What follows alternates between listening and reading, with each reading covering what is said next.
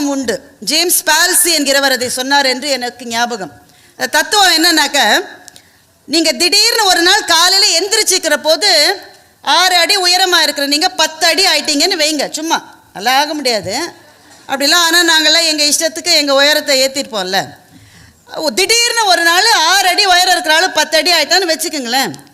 ஆனால் அவனை சுற்றி இருக்கிற எல்லாமே வளர்ந்து விட்டது அதே அளவுக்கு. கட்டில், மெத்த, தலகாணி, கீழே இருக்கிற அந்த நீங்கள் போடுறீங்களே ஒரு விரிப்பு, எல்லாம் அதே அளவு வளர்ந்து விட்டது என்றால், கண்ணாடி எல்லாமே வளர்ந்துருச்சு. அப்போ அவன் எந்திரிக்கிற போது என்னுடைய உயரம் அதிகமாயிருச்சுன்றது அவன் மூளைக்கு தெரியவே தெரியாதான்.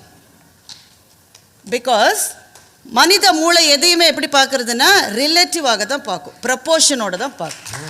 4 பேர் என்னை ஏர்போர்ட்லேருந்து கூட்டிகிட்டு போகிறதுக்காக வந்தாங்க. அதில் ஒருத்தர் என்ன சொன்னாருன்னா, இந்த ஊரில் வண்டி ஓட்டுறது ரொம்ப கஷ்டம், அங்கங்கே காப்பு நிற்பான், எங்கே நிற்பான்னே தெரியாது, வண்டி ஓட்டுறது ரொம்ப கஷ்டம். ஒரு அம்மா பக்கத்தில் இருந்த இன்னொரு சகோதரி அவங்க என்ன சொன்னாங்க, காப்பு நிற்கிறது கஷ்டம் கூட பரவாயில்ல, ஹஸ்பண்ட் இருக்கிற போது ஒய்ஃப் கார் ஓட்டுறது ரொம்ப கஷ்டம்.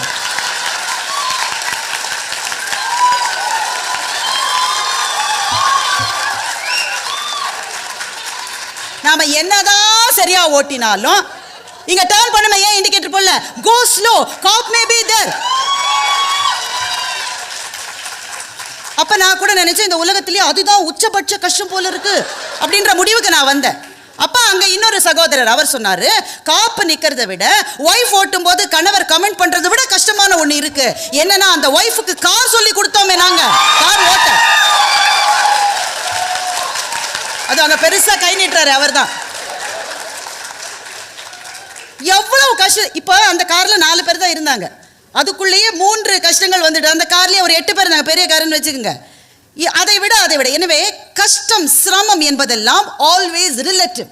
ஒன்றோடு ஒன்றை ஒப்பிடுகிற போது இதை விட இது பெரிய கஷ்டம். பாலச்சந்தர் படம் பார்த்திருக்கீங்களா? எல்லாம் வயசுல சின்னவங்களா இருக்கீங்க. இருகோடுகள்னு ஒரு படம். அந்த படத்தினுடைய முதல் காட்சியே என்னவென்றால், ஒரு புதிர், ஒரு கோடு இருக்கு, இந்த கோட்டை அழிக்காமல் இதை எப்படி சின்னதாக செய்வது? அழிக்காம எப்படிங்க ஒரு கோட்டை சின்னதாக செய்வீங்க? அப்ப அந்த ஜெயந்தி அந்த கதாநாயகி சொல்லுவா, அதுக்கு பக்கத்துல ஒரு பெரிய கோட்டை போட்டா இது சின்னதாயிடும். நீங்கள் இங்கே சொல்லுகிற கஷ்டங்களினுடைய பட்டியலை நான் பார்த்தால் இது எல்லாமே ஒரு கோடு தான், அதுக்கு பக்கத்துல ஒரு பெரிய கோடு வருகிற வரைதான் இது உங்களுக்கு சிரமமே தவிர